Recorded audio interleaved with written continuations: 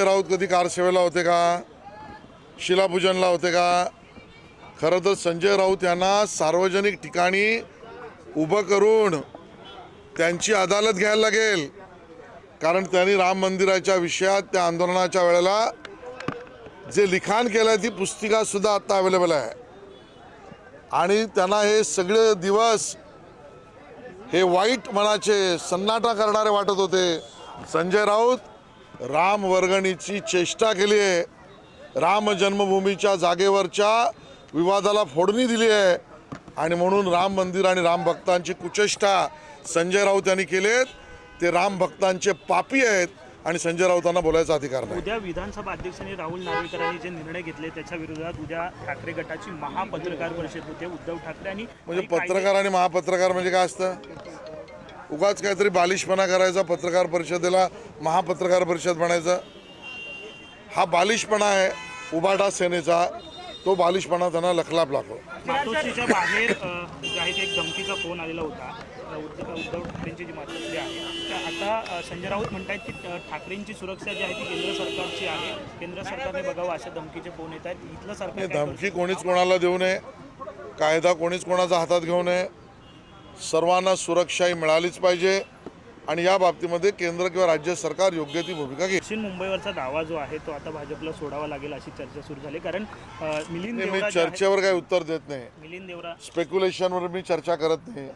या विषयाचा निर्णय एकनाथ शिंदेजी, देवेंद्रजी, अजितदादा पवार हा महायुतीत करतील। सर, दुसरीकडे आपण पाहिलं की महायुतीचे काल मेळावे ठिकठिकाणी झाले, मात्र या ठिकाणी प्रमुख नेत्यांनी फिरवल्याचं पाहायला मिळालं आणि या मेळाव्यात ना तर समन्वय होणं गरजेचं होतं। आम्ही सगळे होतो, सर्व नेते होते आणि सगळे नेते जे शहरामध्ये त्यावेळेला होते ते सगळे शहरातले नेते त्यावेळेला उपस्थित होते। मात्र जी चर्चा व्हायला पाहिजे होती ती चर्चा नव्हता, एकमेकांची कुरबुरीत पाहायला मिळाली, म्हणून ही सगळी उभाटा सेनेची फुसकी आहे, हे सत्य नाही। लक्षद्वीप मधल्या एका जागेसाठी पंतप्रधान जातात, पण तो वर्षभर मणिपूरमध्ये का गेले नाहीत असं संजय राऊत म्हणाले। संजय राऊतांना अधिकार काय?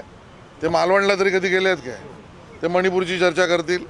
पहिलं त्यांनी मालवणीत जावं, मालवण पण जाऊ दे आणि मग चर्चा आणि प्रश्न विचारावे।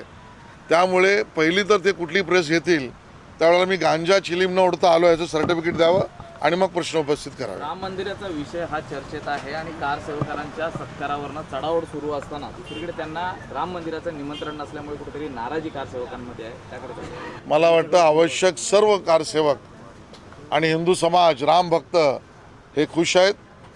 जे उद्घाटनाचा दिवस आहे त्या दिवशी जेवढे आवश्यक आणि ज्या ठिकाणी बोलवलं आहे ते तिकडे पोचतील।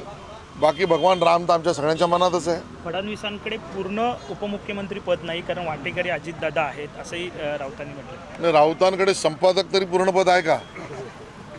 का कोणी वहिनी बसल्या आहेत त्यांच्या डोक्यावर? पहिलं त्यांनी त्याची स्पष्टता द्यावी, मग दुसऱ्याला प्रश्न विचारावा। राम मंदिराचं बांधकाम अपूर्ण असताना त्या ठिकाणी अनेक महंतांनी बहिष्कार टाकलेला आहे, आम्ही येणार नाही। सर्व साधू संत महंत खुश आहेत, ज्यांना ज्यांची प्रतिक्रिया द्यायची त्यांना लखलाप राखू दे। आम्ही सगळ्या हिंदू समाज आणि रामभक्त त्यामध्ये खुश आहोत।